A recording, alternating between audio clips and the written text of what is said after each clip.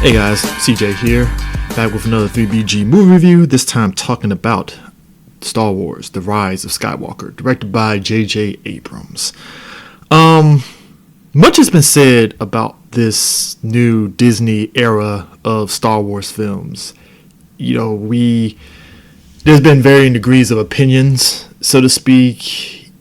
People, for the most part, you could say general audiences take to these films and they enjoy it for the most part. You got some section of fans that aren't particularly fond of these movies, feel they're not moving the needle, and then you got some folks who gobble up all the nostalgia and stuff like that of The Force Awakens and didn't like The Last Jedi. You got people like me that liked The Last Jedi because it was really doing a lot of new things and it wasn't trying to, go nostalgia, wank on everybody and stuff. So going into Rise of Skywalker, J.J. Abrams is back. On the front end, it put a lot of people at ease because it's like, oh man, we hate Rian Johnson and Last Jedi, blah, blah, blah, even though I feel people were 100% wrong about that movie, but that's just my opinion. So, in comes The Rise of Skywalker. Now, the movie is great. It's phenomenal. It's interesting because when you get these third movies as a trilogy, particularly with Star Wars, it's kind of, I feel this movie is more of a complete kind of trilogy bookender compared to Return of the Jedi and Revenge of the Sith, and I'll explain why right now. So, most people don't realize is that the original trilogy, that's episode 4, 5, and 6, New Hope, Empire Strikes Back, and Return of the Jedi. George Lucas and them didn't really plot out that trilogy of films. George Lucas just kind of just played it fast and loose. You got the first movie made money, and then by the time you got to the second movie, midway through them filming, they finally decided, oh, we're gonna, put this caveat that, Darth Vader is Luke Skywalker's dad, and it was, that was them just throwing that in there because up to that point, we were just told that Darth Vader killed Luke Skywalker's dad, and that was that.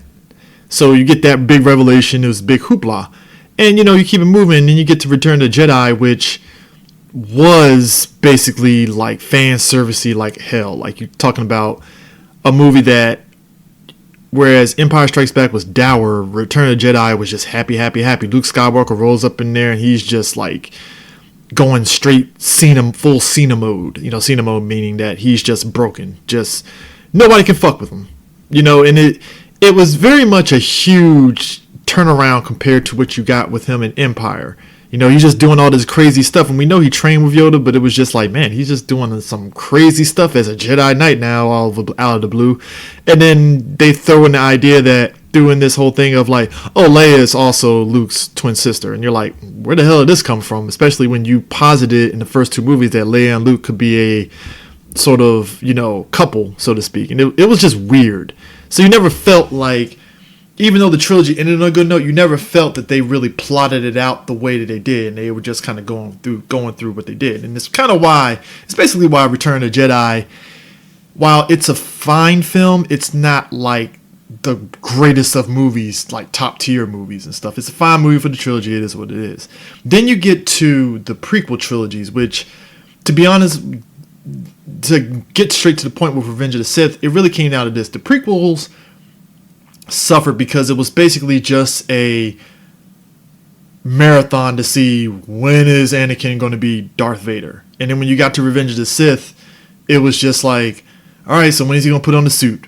And you really didn't get much characterization for Anakin like it should have been, which is a shame because it took the Clone Wars TV series to flesh out Anakin to where you understand how a person like that could get to that point to turn to the dark side. And the show did a very solid job of showing that the movies really failed at. Because by the time you get to Revenge of the Sith, it was just like, he just turned dark all of a sudden out the blue, and bam, we just racing to see he's in the suit now. And it's just like, you didn't feel like, you knew they had a plan based on the fact of it's just a race from the suit from episode 1 all the way to 3, but it didn't feel like it was complete. So going into Rise of Skywalker, you were hoping that they were able to finally stick the landing in terms of the story that they were telling from Force Awakens, and I'll be happy to report that they do. What makes it work is that you can tell that they knew from the time that they were plotting out The Force Awakens that they actually legitimately had an ending of what they wanted to do for these series of movies. It was just a case of, okay, how are we going to get to that point? How are we going to get to that end? What story are we going to tell from Force Awakens through Last Jedi through this that we're going to tell that's going to lead to that end point that we end up getting in Rise of Skywalker? And they do a good job. I feel that they did it's the build up to this point in Rise of Skywalker is earned. All the characters. This is the first time we've actually seen Finn, Poe Dameron, and Rey all working together on a mission. The previous two movies, they were all separate. Like, Poe was off doing his thing. He meets up with, like, Finn is really kind of like the dividing line. Like, in Force Awakens, he's meeting up with, helps Poe escape, and he gets separated. He meets up with Rey, and then he gets separated, and then boom, he meets up back with Poe, meets up back with Rey, and they have their thing. And then you get to The Last Jedi, and Poe and Finn are basically, and then you add Rose into the mix, that whole thing, but you never felt like them as a trio that we've been following these movies were able to, like, they were never together. So what makes The Rise of Skywalker great too is that you finally get this trio that we've been following all these movies, and all three of them are going on this journey together. The basic outline is it takes place a year after The Last Jedi. The Resistance, the last we saw them, they were kind of on the outs and stuff. They didn't have much in the way of like troops and stuff, very diminished troops and stuff since we last saw them. They're figuring out things on how they're going to face the First Order. Meanwhile, the First Order, they're basically gotten to a point, and it's not really a spoiler and stuff. Palpatine kind of figures into the plot of the First Order, kind of building back up the strength to what they were when we saw, the Empire at the end of, in the Return of the Jedi at full strength and stuff. And, we go on this journey with Finn, Rey, and Poe as they're basically kind of growing up. We've seen them on this journey, and all three of them are basically kind of just going on this journey to find themselves to get to where they need to be and stuff. Poe, he's learning his lessons from, Last Jedi on being an actual leader and stuff. Instead of just running off without a plan, he's actually plotting out how we're going to do X, Y, and Z and stuff. And we see his character progression all throughout Rise of Skywalker. We see Finn, he finally, with him being part of the Resistance and stuff, and him being with Poe and Rey, there's a sense of he is keeping this team together, and he's finding purpose for himself. And you see the character grow with him over the course of the movie and stuff. Now, and they obviously throw in some certain things with Finn to kind of expand on him as well, to where he's a fully fledged character, and it's great. Rey, we seen her pick up from The Last Jedi, and Leia is actually training her. And now you might be wondering to yourself, why is Leia training her? Well, that makes sense, because Leia was, at one point, she's Force sensitive. And it was alluded to the fact that she did train under Luke Skywalker at one point. And Rise of Skywalker basically explains that aspect of it, but she's training under Leia, and essentially she's trying to still figure out where her place is in terms of legacy lineage to a degree. And what I liked about this movie film series is that you always felt that we as fans always push this notion about Rey and her lineage. Oh, she's a Skywalker, she has to be and stuff because it makes sense. And what I liked about these movie series and stuff, particularly with Last Jedi, it was the idea that ultimately her lineage never mattered. Because it didn't define her as a person. And I think that's where you get out of Rise of Skywalker, is that in her effort to try to find her lineage and who she is as a person and stuff, it's affecting her mentally and trying to figure out her background. And it's great how they kind of progress her character out throughout this film and stuff. You feel that it was earned, because like I said, again, we follow these characters since Force Awakens. We follow Rey's journey during her ups and downs throughout this whole series, and this film does a phenomenal job of showing that. I know a lot of people didn't like The Force Awakens and stuff. I mean, not The Force Awakens. I know a lot of people didn't like The Last Jedi, but I would say that as much as I know most people thought that Rise of Skywalker wasn't going to touch Last Jedi, Rise of Skywalker actually does pick up from off of Last Jedi on everything across the board, from Rey's revelation and training with Luke and all that stuff that happened there, the Resistance and everything. Everything from Last Jedi basically carries over to the Rise of Skywalker. So, real talk, if you weren't a fan of Last Jedi and you watch this movie, you're going to be, I really feel you're going to be a bit conflicted, because, to be honest with you, anybody that hates The Last Jedi, to be honest, I think you're just being fickle as hell. This is just my personal opinion. But they carry over everything from The Last Jedi, and it makes, and you finally fit, and that's why I say, starting out the beginning of this review, it feels like this trilogy just feels more complete, because they clearly had a story that they wanted to tell. We get Lando Calrissian back, and it's great to see him back. It's dope as shit. I love it. He comes back. He plays a pretty prominent role to a degree in this film. C-3PO's dope. Chewie's dope. And even with Carrie Fisher, they do a great job of how they send her off. Because if you're not really familiar with Carrie Fisher's situation and stuff, she had died after Last Jedi had came out and stuff. And it was a bit of a debacle on how they were going to handle the character in this movie and stuff, since she's dead. And again, happy to report they do a phenomenal job of how they handle it. And you can tell that they clearly had filmed these scenes with Carrie probably right around the time of Force Awakens and stuff, particularly with the clothes that she's wearing and everything else that's happening and stuff. You can tell that they kind of filmed certain things ahead of time and stuff, which means that they clearly plotted these series out and stuff.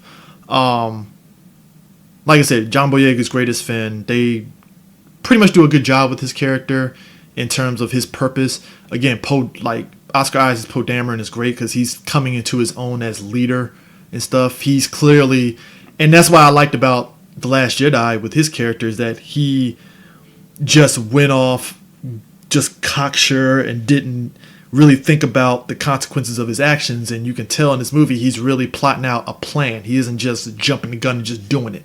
Yes, he's doing certain things, doing certain actions and stuff, but in terms of him being a leader, he's developing into the leader that he should be. We get Lupita back as Maz. She has a good role in this film. Adam Driver as Kylo.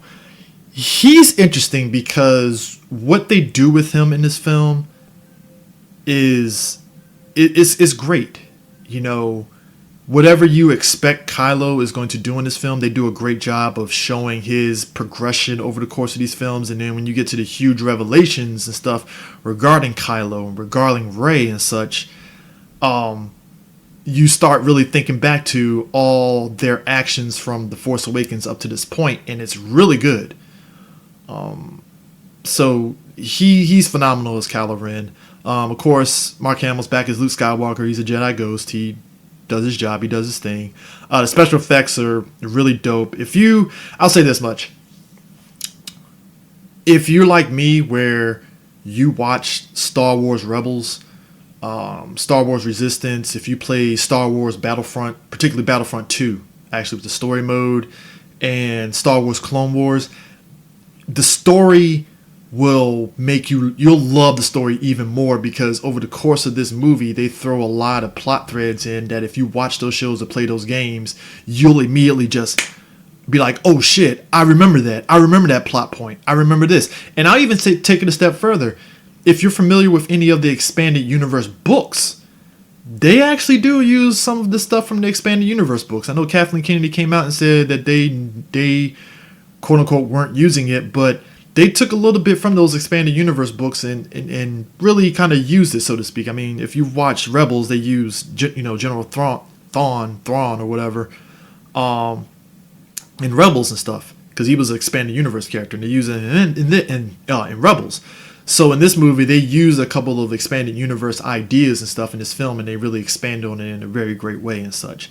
Like I said, special effects are good. Lightsaber battles is great. The pacing is great. What makes the pacing great even more is the fact that it's action from beginning to end. Unlike Last Jedi, which my gripes with that film was that I felt the middle section where they're at the casino went on way longer than what it should have been. And with this film, every scene has a purpose. Every scene. At one point, Poe and them meet a resistance member, and you're thinking, oh, it's just gonna be a throwaway thing, but they make it important to the overall story and stuff. Every scene, it's never a dull moment. It's like, and it's not to say it's like Michael Bay X action. It's just they have a story that they're telling from beginning, middle, end, and they keep you kind of entertained throughout the whole thing, and you're just like, man, more. I need more. I need more. And just the scope of the action is great. Whether it's the space battles, whether it's the lightsaber battles and stuff between Rey and Kylo and stuff, in the dream sequence kind of things and stuff, it's great. It's dope. Even the chase scenes and stuff in the movie is phenomenal. It's great and such. So yeah, I gotta say, I feel that this was the movie that brought a definitive end to the Skywalker Saga. And I think, unlike the previous two trilogies, this trilogy is probably one of the more solid of the Star Wars trilogies and stuff, and they do a good job of kind of closing that thread, so to speak, for this series and such. So for me, I'm gonna give this probably like 9.5 out of 10. I think it's phenomenal. I think it's great. Yeah, I to be honest with you, I got nothing else to say. I think anything more will be spoiling it. But yeah, it's great. There's a lot of surprises in this film, top to bottom in terms of the story, and like I said, phenomenal into the Skywalker Saga. I'm not gonna really say anything more. I'll probably put out a spoiler video at some point this weekend, so we'll see. But anyways, 9.5 out of 10. Definitely go check this film out. Check you later. Peace.